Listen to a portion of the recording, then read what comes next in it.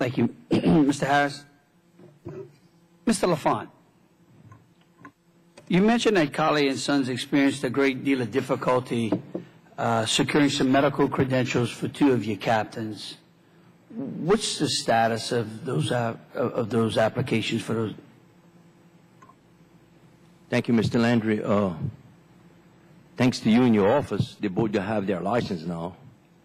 So at the end of the day, they were declared medically fit to work in the wheelhouse. About 9 months after they went to renew. So, and so how long did it take? You see, your license is good for 5 years, and your last year of your 5, after the 1 year left, you can start applying. And both of those individuals started with the 1 year left. Their license expired. They lost their home, their car, all the goodies, and then they end up getting their license, fortunately, thanks to your office. Well, and so again, the process took them how many months? About 13 months.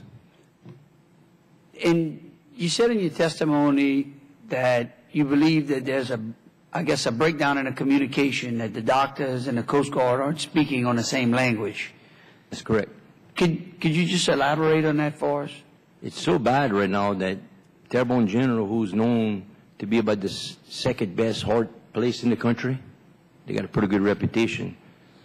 The heart doctors are refusing to write medical letters to the Coast Guard because they claim they just don't even listen to them.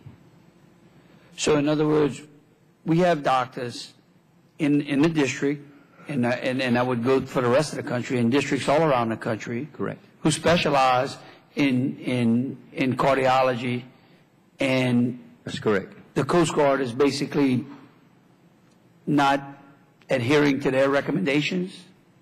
It seems like the doctors from, I guess it's Louisiana, where most of my people are putting too many verbs in their letters, because if they be honest, it don't look good, the letter, but in the Coast Guard's eyes, they spit them all back. And this guy, Dr. Stagg, who I had virtually almost threatened to write me a decent letter without some of these verbs, it still didn't work. But then we end up, thanks to your office again, and I'm not trying to promote you here, but you really did help us.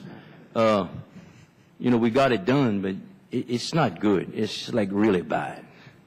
Could you maybe just take a moment and explain to some of the members that are here what you see as the overall problem, the type of burden that this particular issue is placing not only on you, but I'm guessing it's affecting all of the boat owners up and down the bayou in Louisiana? Well, first of all, most of your good mariners, they all on their 4th, 5th, and 6th renewal, and they all going to have medical. Right now it's popping up color blindness, sleep apnea, for heaven's sake, that's all over the place. Don't say you have diabetes, because they're going to mark you. People that, never had color blindness in their life is coming up now, and it's a 3-year process now to get a license to run a boat with the time, and if you go from apprentice mate on and then all the stages, the good guys, we need these, that's the safe operators, and they're just, the only, I guess, criticism I have with the Coast Guard is on the medical side. It's bad. It ain't good.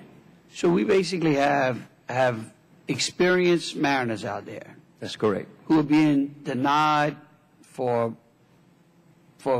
either denied or the ability for them to renew their license is being dragged out, which takes them, our experienced mariners, out of the wheelhouse. That's correct. And these are good paying jobs.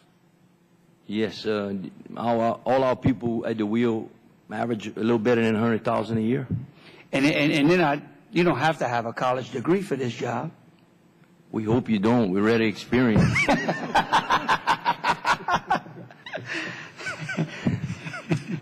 And I guess that's the point, is that out there we have the ability to give Americans good paying jobs that put them in the top 25% of wage earners in this country. And we don't have to send them to college to guarantee them these kind of jobs. We just have to ensure that the process that's been going on, I mean, how long have you been in the business? My father-in-law has owned this company 50 years. Okay?